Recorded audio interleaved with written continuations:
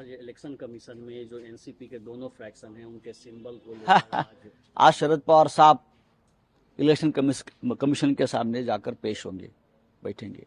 ये बहुत आश्चर्य की बात है।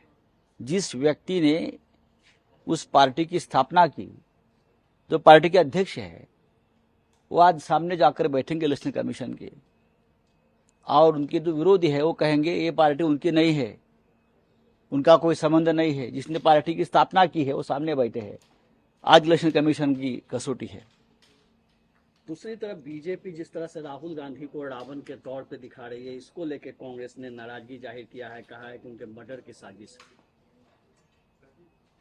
देखिए, राहुल गांधी को आप डरने लगे हैं, ये बड़ी बात है। भारतीय जनता पार्टी, नरेंद्र मोदी जी, अमित शाह जी राहुल गांधी को डरने लगे हैं। ये आपकी 2024 की हार सुनिश्चित करती है। रावण से क्या होता है? रावण और राम का युद्ध इस देश में हुआ है। रावण एक प्रवृत्ति है, विकृति है, जो आप में भी है। बीजेपी में तो सबसे ज्यादा रावण। देखिए, 2 करोड़ लिया नहीं लिया इस बारे में मैं बात नहीं करूंगा, लेकिन 2 करोड़ के लिए जिस बारे में कोई एविडेंस नहीं है, हाँ, कोई तथ्य नहीं है, आप एक सांसद को सीधा उठाकर जेल में डाल देते हो। लेकिन मैं बार बार महाराष्ट्र से दिल्ली तक हम लोग इतने करप्शन के केसेस सामने लाए हैं। पार्लियामेंट में हमने बात की है, महाराष्ट्र में बात की है।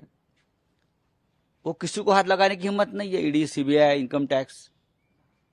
लेकिन मनीष सिसोदिया हो, सत्येंद्र जैन हो, संजय सिंह हो, संजय राउत हो, अनिल देशमुख हो, हेमंत सोरेन, भूपेश बघेल जी, हाँ, जो आपके विचारधारा के खिलाफ लड़ने का काम करते हैं, जो आपको सवाल पूछते हैं, बस ईडी और सीबीआई उनके घर तक पहुंच जाती है और सीधा अरेस्ट कर लेती है।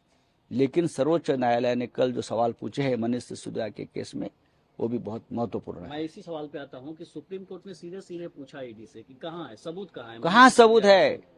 सरकार के पास कोई सबूत नहीं है। बस प्रताड़ित करना विरोधियों को, यही काम है उनका, और ईडी का इस्तेमाल उसके लिए हो रहा है। लेकिन 2024 में ये सबका जवाब देना पड़ेगा, ये सभी संस्थाओं को। और ये इलेक्शन कमीशन में जो एनसीपी के दोनों फ्रैक्शन हैं उनके सिंबल को लेकर आज शरद पवार साहब इलेक्शन कमीशन के सामने जाकर पेश होंगे, बैठेंगे। ये बहुत आश्चर्य की बात है।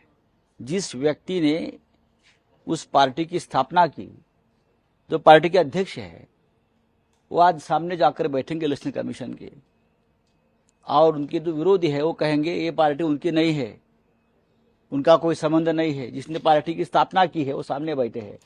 आज इलेक्शन कमीशन की कसौटी है। दूसरी तरफ बीजेपी जिस तरह से राहुल गांधी को रावण के तौर पे दिखा रही है, इसको लेकर कांग्रेस ने नाराजगी जाहिर किया है, कहा है कि उनके मर्डर की साजिश है। देखिए, राहुल गांधी को आप डरने लगे हैं, ये बड़ी बात है। भारतीय जनता पार्टी, नरेंद्र मोदी जी, अमित शाह जी राहुल गांधी को डरने लगे हैं। ये आपकी 2024 की हार सुनिश्चित करती है। रावण से क्या होता है? रावण और राम का युद्ध इस देश में हुआ है। रावण एक प्रवृत्ति है, विकृति है, जो आप में भी है। बीजेपी में तो सबसे ज्यादा रावण है।